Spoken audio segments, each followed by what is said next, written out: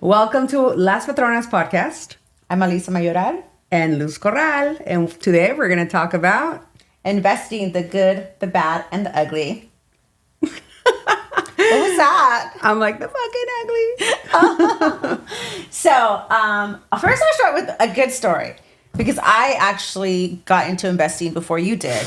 Yes. I'm only a year and a half older than her, though Only. she loves to bring it up that people my age. Hey, a year and a half is a year and a half. My first investment obviously was my principal resident. That went great. It was my first house when I was 20 years old. But then a couple months later, I purchased my real investment, and I didn't even know what I was getting into.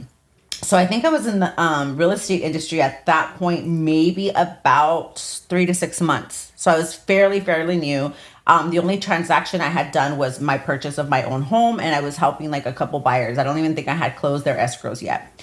Long story short, fast forward to I had an opportunity to purchase a home that actually ended up being a short sale. That was 2001, and short sales were not very common. However, they had been in the 90s, but I was still in high school. So it was a huge learning experience, and I'm so glad that I did it. But what ended up happening is that my client said, I need to sell this house fast. I haven't made the payment in months, and the bank's going to foreclose on it. So I contacted the bank immediately. My thought was, let me see if I can help him keep this house. And then I called, and they're like, are you trying to do a short sale? And I thought, well, he says he wants to sell it fast. So yeah, let's do a short sale, you know? And so I'm like, yeah, I'm trying to do a short sale. Let's do it, you know? And I'm like, what do you need? What are the advantages? What are the disadvantages of a short sale, right? You had no idea what a short sale was. Had no idea. You know, the short sale market ended up booming for me in 2008 and 9. So I had no idea what a short sale was. So they're like, we need these documents. Did the client have a financial hardship? And this is actually something that's coming back to light now. We just wrote up an offer on another house. It's a short sale. So what a short sale is when a client, a person that owns a property, right, owes more on the property than what the property can sell for. Short sale does not mean that it's a quick escrow or that you're going to close quickly, which is what I thought and what a lot of people think when they hear the term short sale. It just means that the bank is going to be shorted the amount that they're owed. And in order to do that, the bank has to see a reason why they would do that. So another thing that I learned throughout investing and throughout doing real estate is that banks do not want to be homeowners. They don't want to repossess your house. They don't want to foreclose on your house. They don't want to take the liability of the maintenance, that no one come and injure themselves in that property, and that they have to pay the taxes now for this property. So it is not convenient for a bank to foreclose. Also, they have to take legal action to foreclose, which costs the bank anywhere from $10,000 to $20,000, depending on the city and county that you're part of. Yeah. And so a lot of people don't know this. They're like, why would a bank let you sell a house and pay them less than what you owe them? Those are the reasons. On top of that, a lot, if not all now, offer you what's called relocation, right? So they understand that you're in an actual hardship. You're selling the house because you can no longer afford it. You're selling it because you can't even afford to pay the commission, and that's why you're doing a short sale. So they understand that there's got to be some sort of hardship. Either your hours change, so your income has changed. You're going through a divorce. Maybe there's an illness. Maybe you're in debt up to your eyeballs. So there's all these financial reasons why you can qualify for a short sale and why you will qualify for relocation. The most I've ever gotten somebody was $18,000 in relocation funds. Wow. Mm-hmm. That's pretty good. And I mean, that's better than, getting your house foreclosed on and having a foreclosure on your credit for 7 to 8 years, True. So, but going back to the short sale. So going back to the short sale. So I said, yes, I want to do the short sale. And so they're like, here's a list of items we need from your client. Send it over with an offer. And I was like, well, I don't have an offer on the house, right? So then I went and I told my client, I need a list and I need to get you an offer. And he was like, well, why don't you offer? Do you want the house? And I was like, sure. Like that. He's all, yeah, you could do this and that to it. And it was in Pomona. And I was like, okay. You bought it. So I bought it. So here I go again. You know how I am. Like I was literally just trying to help the guy. I didn't want him and his family to be rerouted. I told him you guys can stay there as long as you need. We'll work something out. And I ended up making like over $60,000 on that house. I could have made much more if I would have hung on to it, hung on to it for some more time, obviously, right? But I was like, sure, I'll buy it. So then I was like, well, I mean, I guess I'll buy it for like 140,000. The house was worth 200,000. Yeah. So the bank countered me. I went back and forth, negotiated, and I ended up buying it. I think like for 160, something like that. Imagine if you were still. I know we passed by that house And several times, and you've always told me. It's funny because we always pass by that street, and you're like, "Oh my God, that was my house. That was my house." Imagine if we would have kept that house. How much do you think that house is worth right now? Oh my God. In the 700s now. Easy. Yeah. Because Pomona has like. It's in the historical district of Pomona, Lincoln Heights. Yeah.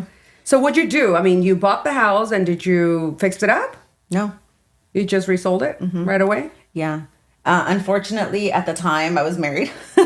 Unfortunately. And my ex was just like, we need to sell it. I don't want to have renters. So I didn't make the people leave right away.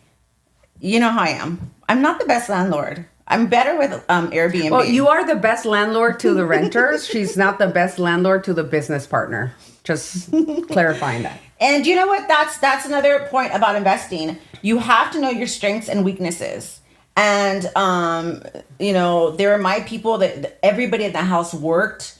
They had little kids. They were struggling. And I didn't want them to just be rerouted. I ended up getting them relocation funds. I ended up helping them eventually buy another house later, but I ended up helping them rent. So for that being your first investment property, it wasn't as bad. I mean, that was a good. No, it wasn't good, and I made really good money. So it was a good experience. Felt good.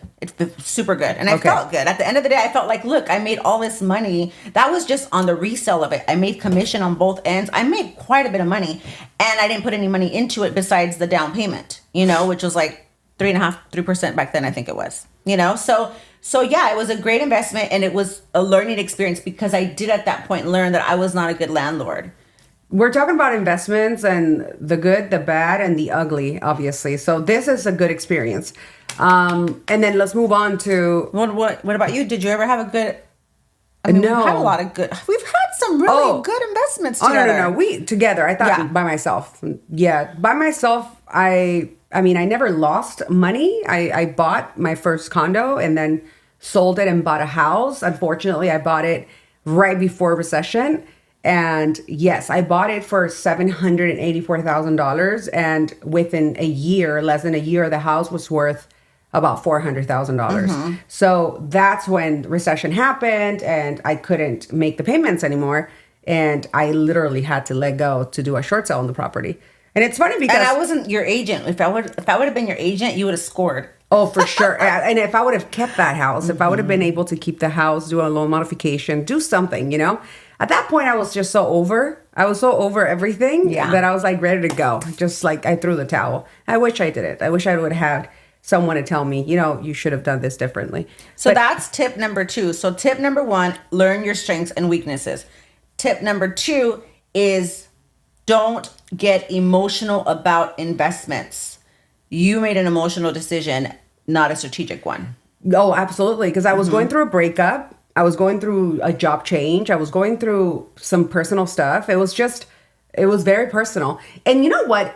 Also, the thing about it is that I don't even remember the name of my realtor. I don't even remember him sitting down with us and going over everything, all our options and everything. It was so so transactional, And I know that you do your buyer's consultations, your seller's consultation. You do a lot of consultations. Like even the last one that I was with you, this lady that owns like different properties, and she wanted for you to help her get another renter into her house, and she ended up listing the house with you. Yeah. Because at the end of the day, you sit down with them and you go over their options, their life. What's their life like? What's realistic of it all? What are the logistics of it all, and it make more sense for them to sell because let's keep it real. They don't even live in the States anymore. No, they're older. They want to retire. They've already worked super hard, And this house has given them nothing but headaches, right? Because they're not even making money at this point. They're losing money on a monthly basis. So But that's one they thing were I thinking do. emotionally. They were thinking emotionally. So when you sat down with them and you give them facts and you show them numbers, it's like, oh, I wish I would have had that. That's what I'm saying. I wish I would have had that. So I lost that property, and that's how I got into credit repair. So something good came out of that. Something good always comes out of something Right? bad. I know. So, but It's not against you, it's for you. that is right. 5. But see, so yeah, nothing happens for you. nothing happens to you, it happens for you. So that being said, together we've had some really good investments, Super good. But we've had some really bad ones. But at the end of the day, it was just headache. It was a 1-year headache. It was a lot of fights. Oh my God. It was a lot of going back and forth. It was just dealing with a lot. And since the property was so far away, it just made it so much harder. But at the end of the day, if I were to do it, if I could go back and do it all over again, I would probably do it all over again. And I'll tell you why. And let's go back to tip number 3. Number 3, yeah. Number 3. Oh my God, I just lost it. It was what we didn't do in that situation. Oh, tip number 3. When you're investing, make sure that your plan aligns with what your tools are. So for us, our plan was to Airbnb this property. However, we did not have a construction company in that area that we've worked with, that we've trusted, that we've built rapport with. All of our other flips, all of our other investments, we have people that are going to help us service the property, rehab the property. This property was a gutted property. Like, we had to gut it out completely and rebuild it completely. And we knew that from the get-go. However, we did not have a team that is in that area. And it was in Joshua Tree, and that was our downfall. So tip number 3, make sure that you have the team to support your dream wherever you're going to buy that property and your investment is going to be. Not only that, a trustworthy company that you've already worked with, because honestly, you can't even be referred to another company, because that's what happened to us. But that we had our investment property, which it was in Ontario. My favorite part is actually the uglier the better for me. I love that part. And then she puts her touch into it. I like this, I want that, and I make it happen for us. Yes. So we work very good together in that way. Yes, 100%. Because I mean, I see the vision and she sees the vision, you know? Yeah. And that actually helps us very much on making the right decisions. We are very detail oriented. We're very anal when it comes to absolutely everything. So we do get a little carried away with little touches here and there. We do go above and beyond. Most investors don't do that because they're trying to save money and cut corners. I'm not saying everybody, I'm saying most. And we don't. We really make sure that everything is like perfect. You can visit our website, you can visit our Instagram, our social medias, and you can see the before and afters. Even to our own house, I mean, you can see before and afters. And the investment in Ontario, the condo, that was actually super fun. Yeah. That was fast. And then you double-ended it, right? You got the buyer too, remember? That was actually pretty good. And it was literally like 10 minutes away from our old office. So it was super cool. And then our team, which is husband and wife, shout out to Jose and Yolanda, they killed it for 1 month. They gutted the entire house and redo everything brand new. So they did an amazing job within 30 days. And yes, it's a husband and a wife. No one else helped them out. Yeah. And we changed windows, we changed sliding doors, we changed everything. That house was top notch. And then we staged it, right? Yep. And it looks so cute. I mean, we had people walking in there like they were already making plans on when they were going to, making rooms arrangements and everything. It was very, very nice. And the open house was beautiful. We had mimosas. We had cookie. Oh, it was so great. Homemade cookies. Right? Not by me, but they were homemade. Yep. Yeah. And so that was a great experience too. So tip number 4, definitely one of the most important tips is that make sure that you have the right team to support what your vision is. So they're like Luz and I, we make a great team. I have the ideas, the visualization of what it's going to look like. She delegates and puts them together. We have the right contractor. We have the right funding. You want to make sure that you have a plan before you just jump in it. Yes, I mean, some properties are going to take small, little details to be able to flip them and sell them right away. But some others are going to need more than just that. You need an architect to draw the plans. You need, to contact the city to get the permits. You need to, do things by the book. I think tip number 6 will be definitely do it by the books. Do not shortcut anything because it could turn out into being super expensive, meaning... And a future lawsuit. Exactly. Future lawsuit and also a violation, right? They fine you for not getting the right permits. And there's always someone out there in the neighborhood, someone that is going to report you, someone is going to say something. If you throw the trash in the wrong place, if you do too much noise. One of the contractors in that nightmare property, that's what they did. They put all of the trash that was from the construction across the street.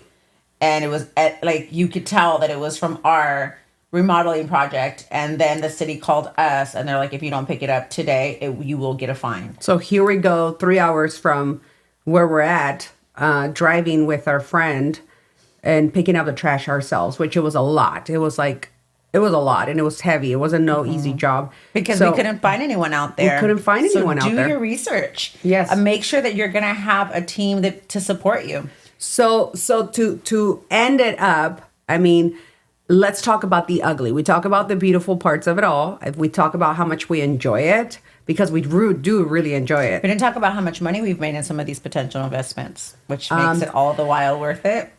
So I know the numbers by heart. Yeah. I mean, I think I don't think I know for a fact. She's that department. I am the numbers department. The investment that we had in Ontario, we made a total of $48,000. That was already profit, paying off everything, paying capital gains. Because you do have to pay capital gains when it comes to... So you have to take that into account. And then there's different capital gains. That's what I mean. I love that we're having the taller financiero this tomorrow. Because people don't know all of the different fees and stuff. And you go into it without knowing. The good thing is I have a background in real estate. She has a background as well. And so of finance and so many things. So our background enabled us to think 10 steps ahead. And the more we do flips, the more we learn. But... LLCs, S corps, a sole proprietorship, and as a personal purchase, you're paying different tax rates for these capital gains. So you have to make sure that you're aware and you put it on part of your estimate that you're creating, that you're aware, because I know so many investors that end up getting out of the business immediately because they make a horrible investment. And thank God. I know, I was looking for a word. Thank God that we've always made money and profit. And here's the thing, though: overestimate rather than underestimate. If you think that new floors are going to cost you $5,000, just put 7, just in case, because there's always that something that it's needed or something that you find out at the end or that you didn't know about. You break a wall and all of a sudden there's mold or there's termite or. So you always want to overestimate. And if you overestimate and you have all your numbers right and you're still profitable to where you want to be at, then do it. Yeah. But if you're overestimating and you're not making any money, you're probably short, don't do it. It's not a good idea, and nobody wants to work because it takes a lot of effort. It takes a lot of stress. It's dealing with contractors is not easy. I think the hardest part, honestly, is dealing with contractors. Yeah. And that's the reason why I stopped flipping homes for so long. You literally have to micromanage them. You have to go to the site. You have to supervise. You have to make sure that they're doing what they're supposed to do. Because I'm sorry, but most contractors have a bad reputation, and then they bring people that don't want to work or they're chilling, collecting money per an hour. When it comes to making sure that you're taking care of your investment, take care of your investment. This is your money. So yes, show up. You don't have to show up. Show up unannounced. Make sure that they're doing their job. When it comes to paying them, do not pay them up front. You pay them per parts. Okay, you did this and I'm going to pay you this much. You did that, I'm going to pay you that much. And you did. You And put it all in a and contract. put it all in a contract. And we can help you with all of that. Yeah. Trust me, we've been through it all, that we can help you not get screwed over. As a matter of fact, we were talking about yesterday at the NARP event on why we created your blueprint. And that's the reason why, because we've learned by doing a lot of mistakes that we don't want you to go through the same thing. We want to share with you what we've been through so you don't have to go through it. And we're open to sharing those Yeah. you We're know. constantly putting events together to share and to collaborate with others and to give you the knowledge that you need to run your flipping business successfully. We work so much with different types of small business, not just for them to flips or have Airbnbs, but other investments in real estate as well. So I love that we're able to do that. And a lot of people don't know, but your blueprint is more than just the credit repair company, because 20% of our clients don't need credit repair. You know, they're doing everything else that you can't even think they were of. past clients and now Yes. they're continue to be our clients for other For services. other stuff. So it's like we deal with a lot of people that don't need credit repair, don't have bad credit, but we helping them with everything else. Like you know, establishing their business business now. credit, funding for business. With their properties, Airbnb properties, with their investments, Getting with their rid of flips. a lease or a car that they got when they had the bad credit. It's just so many things that we help people with. So trust, we will guide you the right direction. And so we make that kind of money on that property. I was happy. It took us a month. We flipped it in a month. And that's not including the double ending on Alicia's end. Okay, that's not including that. Then our nightmare property, because that's the most recent one. Ever since, we haven't gotten another one, just because We needed a break. we needed a break. We promised ourselves that we needed a 1-year break. That's how bad it was. Yeah. And again, we talked to other investors and they were like, that's it? Really? Because we have some people that have lost hundreds of thousands of dollars. Yeah. For us, it's not much about the amount of money, because thank God we didn't lose money. Yeah, thank God. But it was the stress and the toll that took in us. I mean, you could tell. Yes. It was, we were super stressed out. Yeah. We were constantly fighting. I feel like, and we're going to tell you what happened. So we bought the property it's not exactly in Joshua Tree. It's actually 29 Palms, which Yes. is 10, 15 minutes from Joshua Tree. Which a lot of people haven't heard of that city. When it's hot over there, it's hot. And when it's cold, it's really cold. So the But property... it's super cute. And it's super up and cute. coming. Very up and coming. The property was given as a donation from the original owners to the church. The church had some type of debt that they needed to pay off. So what the church did, they wanted to sell the property that was given to them as a donation to pay their debt. So that's how we got a very good deal. We got a really good deal, and we found it ourselves on the MLS. Yeah. Nobody give us that property.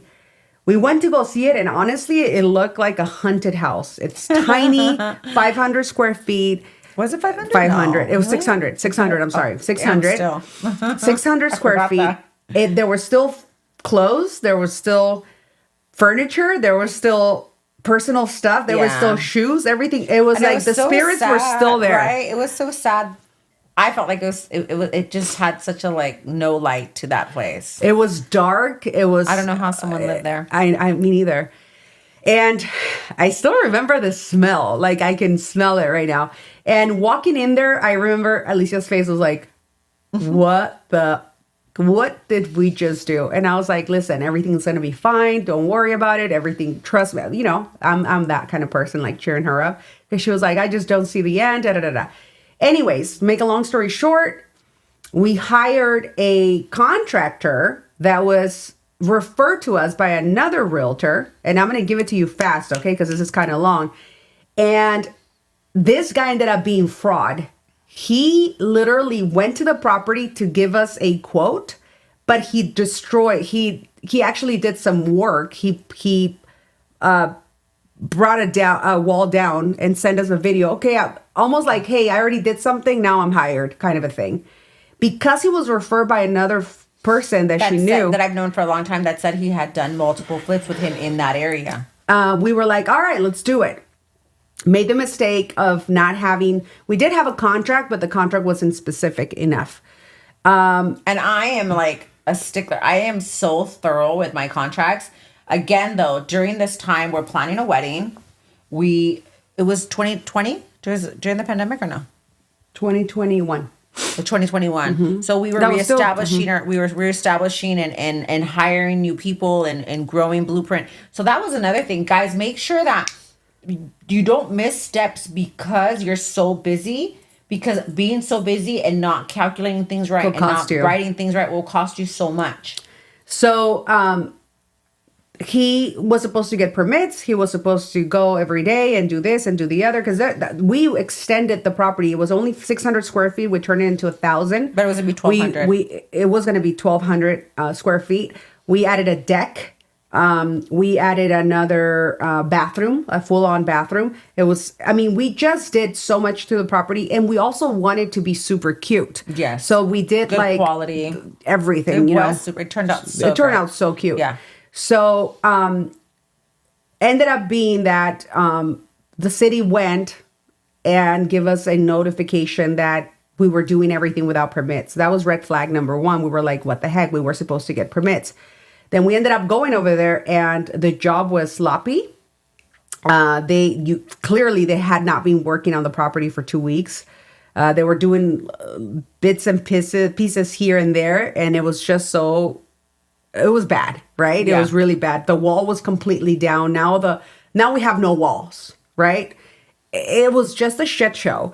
So immediately we got on the phone with him and then we went to go see him and everything. And when he found out that the city was already aware, he literally dropped the ball and said, you know what? I don't want to deal with you guys no more. I'm done. And kept $20,000 of our money. Okay. And didn't do anything for us. So But gut out. I mean, you had already gutted out the kitchen, but gutted out. I mean, it just had no wall and it was like gutted, yeah, right? it was like, and it wasn't even done. That wasn't even done properly. nothing was done properly. Yeah. So he literally dropped everything and took off. Well, I knew this guy from high school who had Hold on. Oh. But before, when she said he was fraud, so we end up finding Oh. out that this guy was using another contractor's license that had the same name as him. And he had already done time, no? Yes. So when we pulled out all the records, this guy had a mugshot. He had already done this before. He's been caught multiple times for construction lawsuits and he's just a fraud walking around and getting away with everything because most people didn't report him. Mm-hmm. Funny part is a week after this happened, the person who referred him to us, which it was your realtor friend, Yeah.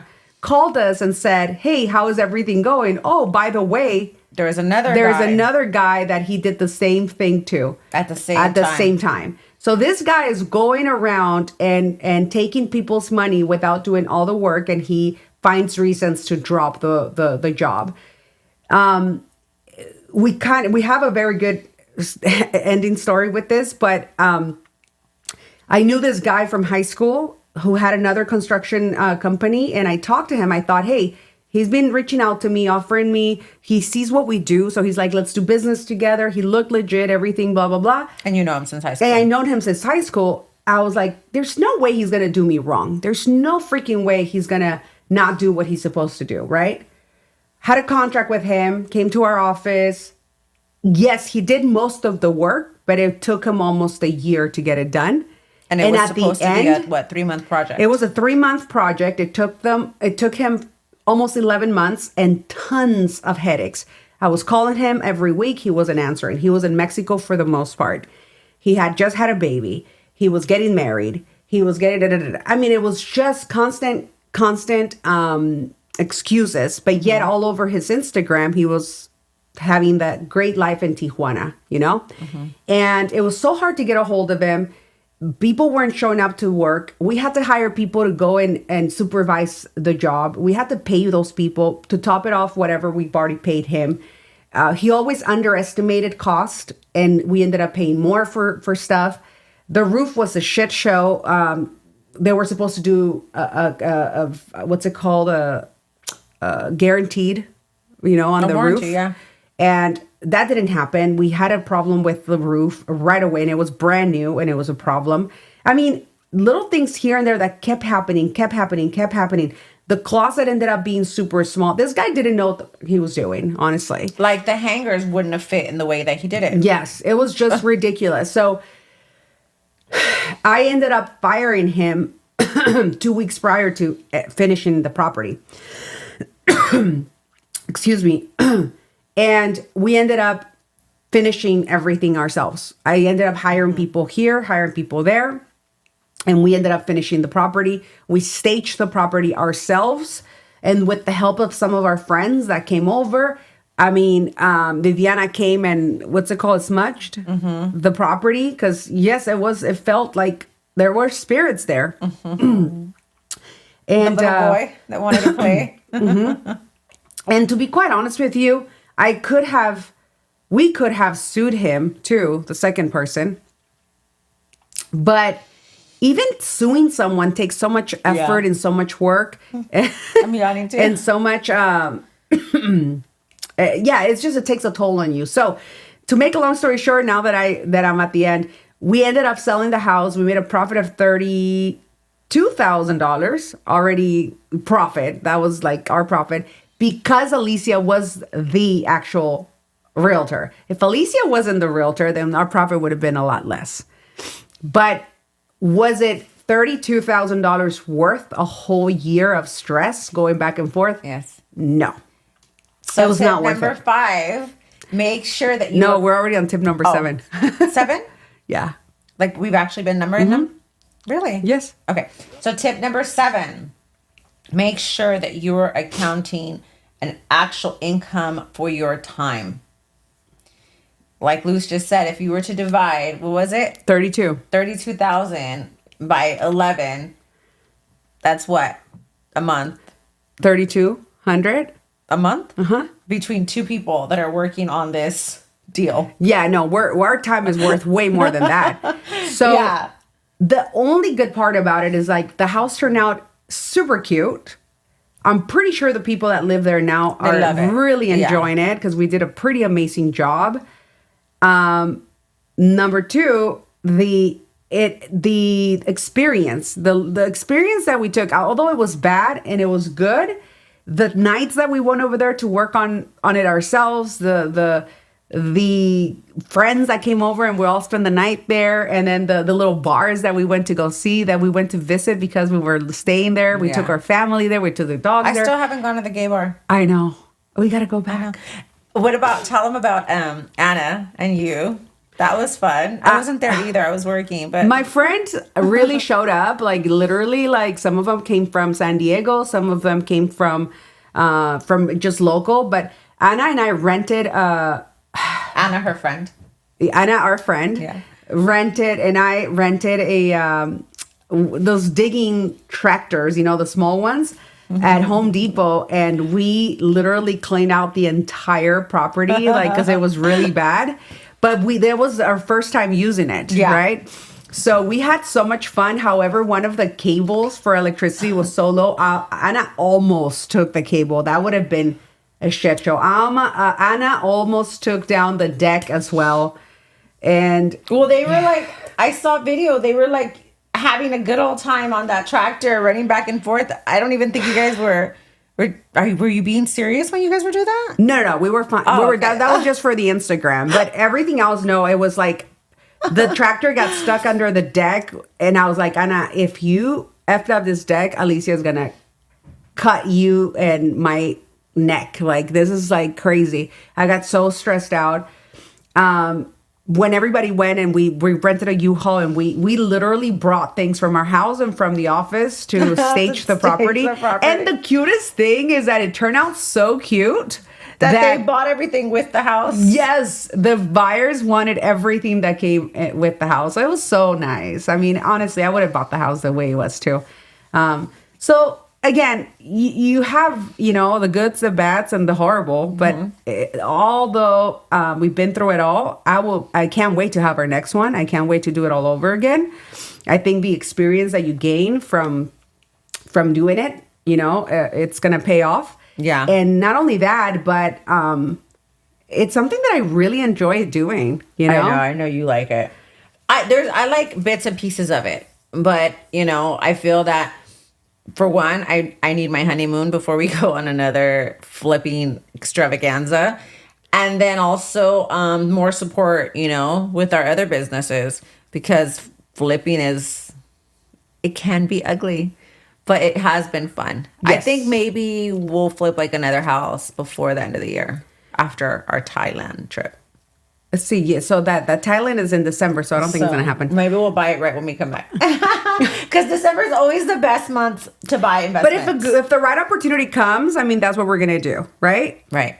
So we can't wait for the next one. Thank you so much for tuning in, and I hope we brought some good points to you.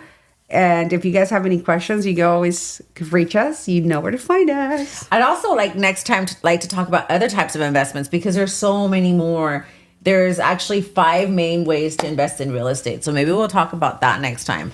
But our primary, we like Las Patronas flipping, that's our thing. And there's also Airbnb options, short-term, long-term rentals. There's so many things that you can do when investing in real estate. And really the very first investment is your first home.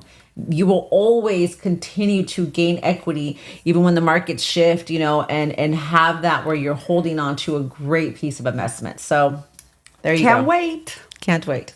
Bye. Saco mi cadena.